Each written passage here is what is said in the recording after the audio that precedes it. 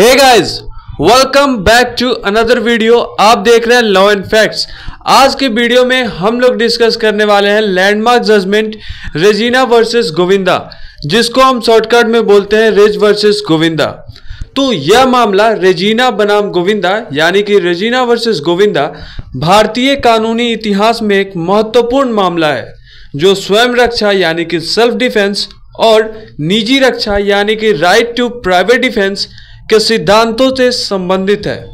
यह मामला 1876 यानी कि 1876 में प्रिवी काउंसिल द्वारा निर्णित हुआ था और इसमें एक आरोपी गोविंदा के खिलाफ हत्या का आरोप था, जब उसने एक विवाद के दौरान एक व्यक्ति को मार डाला।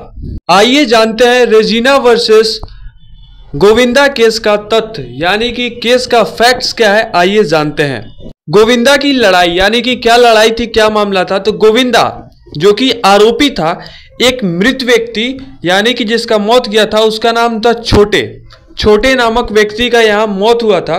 तो उसके साथ झगड़े में शामिल था गोविंदा। दोनों के बीच शारीरिक लड़ाई हुई और इस लड़ाई के दौरान गोविंदा ने छोटे को मार डाला। गोविंदा का कथन क्या था इस मामले में, आइए जानते हैं। गोविंदा ने यह तर्क दिया कि उसने स्वयं रक्षा यानी कि सेल्फ डिफेंस में छोटे को मारा। उसका कहना था कि वह मामले का शिकार हो गया था और अपनी जान के खतरे से बचने के लिए उसने यह कदम उठाया। यानी कि गोविंदा का यह कहना था कि उसने सेल्फ डिफेंस में यह काम किया है। आइए अब जानते हैं कि आरोप क्या था। गोविंदा के स्वयं रक्षा के तर्क के बावजूद उसे मृत्यु का आरोप लगाया गया, यानी कि मौत का आरोपी बताया गया। अब आइए जानते हैं कि कानूनी मुद्दे क्या हैं, लीगल फैक्ट्स क्या हैं इस केस के। तो स्वयं रक्षा और निजी रक्षा यानी कि सेल्फ डिफेंस और प्राइवेट डिफेंस, क्या गोविंदा का छोटे को मारना स्वयं रक्षा के आधार पर उचित था या नहीं? क्या उसके जान को खतरा था और क्या स्थिति के अनुसार उसे जानलेवा बल प्रयोग करने का अधिकार था या नहीं? ये सब मुद्दे थे। तीसरा था हमारा प्रोवोकेशन यानी कि उत्तेजना। क्या गोविंदा ने छोटे से जो उत्तेजना प्राप्त की थी उसके अनुपात में प्रक्रिया दी? क्या वो जानलेवा हमला करने लायक प्रोवोकेशन था या नहीं? क्या उसने जो प्रक्रिया दी वह स्वयं रक्षा के कानूनी दायरे में आता है, यानी कि क्या वो सेल्फ डिफेंस के लीगल दायरे में आता है या नहीं? अब आइए हम लोग जानते हैं कि कोर्ट का निर्णय क्या था, कोर्ट का जजमेंट क्या था इस पूरे मैटर पे। जजमेंट जानते हैं हम लोग कोर्ट का। तो प्रिवी काउंसिल जो उस समय भारत में न्यायिक प्राधिकरण था, तो प्रिवी काउंसिल के द्वारा ये निर्णय आया था जो उस समय भारत में न्यायिक प्राधिकरण था। तो प्रिवी काउंसिल ने गोविंदा के पक्ष में निर्णय दिया और उसकी स्वयं रक्षा का तर्क स्वीकार किया। यहाँ निर्णय के मुख्य बिंदु जो है, इंपॉर्टेंट पॉइंट्स जो है वो हम लोग डिस्कस करेंगे। सबसे पहला है निजी रक्षा का अधिकार यानी कि right to private defence. Court ने यह स्पष्ट किया कि प्रत्येक व्यक्ति को अपनी रक्षा करने का अधिकार है, यानी कि खुद का रक्षा करने का, डिफेंस करने का आपके पास राइट है हर एक व्यक्ति को। जब उसे अवैध आक्रमण से खतरा हो, यानी कि उसके ऊपर कोई भी इलीगल आक्रमण किया जाए तो उसके खिलाफ वो अपना रक्षा कर सकता है। निजी रक्षा यानी कि प्राइवेट डिफेंस का अधिकार तुरंत और अवैध खतरे से बचाव तक ही सीमित है। अब आइए इसका प्रतिक्रिया जानते हैं। तो कोर्ट ने यह भी स्पष्ट किया कि स्वयं रक्षा में उपयोग किया गया बल खतरे के अनुपात में होना चाहिए। गोविंदा की कार्रवाई उस समय की परिस्थितियों के अनुरूप मानी गई, यानी कि जब भी आप सेल्फ डिफेंस में किसी पर हमला करते हैं तो सामने वाले के हमले के प्रोपोर्शन ही, अनुपात में ही आपका भी हमला होना चाहिए। अगला है हमारा हत्या या दोषपूर्ण हत्या, यानी कि क्या ये मर्डर था या कल्पेबल होमिसाइड था। आइए जानते हैं। हालांकि गोविंदा ने छोटे को मार डाला, कोर्ट ने यह माना कि यह पूर्व नियोजित हत्या या इरादतन नहीं था, यानी कि यह मर्डर नहीं था, इसमें पहले से नियोजन नहीं था और ना ही इरादतन था, बल्कि यह डर और तत्काल खतरे का प्रतिक्रिया थी।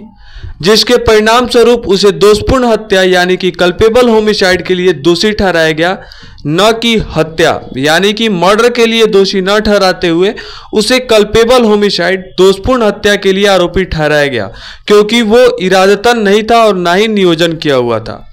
अब हम लोग जानते हैं मामले का महत्व क्या है, इस केस का इंपॉर्टेंस क्या हो जाता है, क्या इंपॉर्टेंस पॉइंट है, आइए जानते हैं। तो सबसे पहले स्वयं रक्षा का कानूनी सिद्धांत यानी कि सेल्फ डिफेंस का कानूनी सिद्धांत क्या है। यह मामला स्वयं रक्षा के अधिकार उन परिस्थितियों को स्पष्ट करता है जिनमें एक व्यक्ति को अपने बचाव में बल का उपयोग करने का अधिकार है, यहाँ तक कि जानलेवा बल का भी। यानी कि जब आप सेल्फ डिफेंस का यूज कर रहे हैं तो उसमें आप जानलेवा हमला तक भी कर सकते हैं। अब आइए हम लोग जानते हैं कि हत्या और दोषपूर्ण हत्या के बीच अंतर क्या था, यह भी इस केस में डिफाइन किया गया। इस निर्णय में हत्या को बताया गया कि जो पूर्व नियोजित और इरादतन होता है उसको हम लोग हत्या बोलते हैं, और जो अनजाने में या लापरवाही से होता है उसको हम लोग दोषपूर्ण हत्या बोलते हैं यानी कि कल्पेबल होमिसाइड, और मर्डर जो इरादतन हो। अब हम लोग जानते हैं मामले का महत्वपूर्ण निष्कर्ष क्या है, इंपॉर्टेंट कंक्लूजन क्या है इस केस का, रेजिना वर्सेस गोविंदा केस का। तो पहला है स्वयं रक्षा यानी कि सेल्फ डिफेंस। यह एक कानूनी रक्षा है, लेकिन यह उचित और खतरे के अनुपात में होना चाहिए। दूसरा, यह मामला यह दर्शाता है कि खतरा और हानि का डर बल के प्रयोग को उचित ठहरा सकता है, लेकिन किसी को मार डालना तब भी दोषपूर्ण हत्या के रूप में देखा जा सकता है यानी कि कल्पेबल होमिसाइड माना जा सकता है अगर आप सेल्फ डिफेंस में किसी को मार डालते हैं। तो अगर बल का प्रयोग खतरे के अधिक अनुपात में था तो हम इसे दोषपूर्ण हत्या मान सकते हैं यानी कि कल्पेबल होमिसाइड।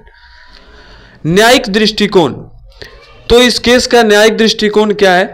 इस निर्णय ने यह दिखाया कि न्यायालयों को प्रत्येक मामले के तथ्यों का ध्यानपूर्वक मूल्यांकन करना चाहिए, विशेष रूप से उस व्यक्ति के व्यवहार और उस कार्य के संदर्भ में जिसे उसने किया।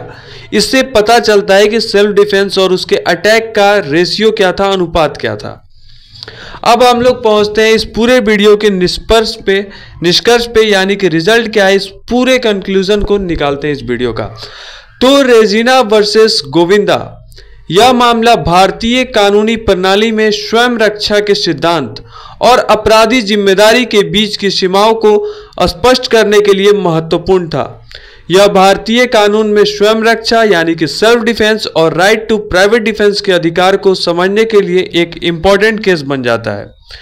ये पूरा इंफॉर्मेशन आपको कैसा लगा कमेंट सेक्शन में जरूर बताइएगा। वीडियो अच्छा लगे तो लाइक कीजिए, चैनल को सब्सक्राइब कीजिए। मिलते हैं नेक्स्ट वीडियो में, तब तक के लिए बाय।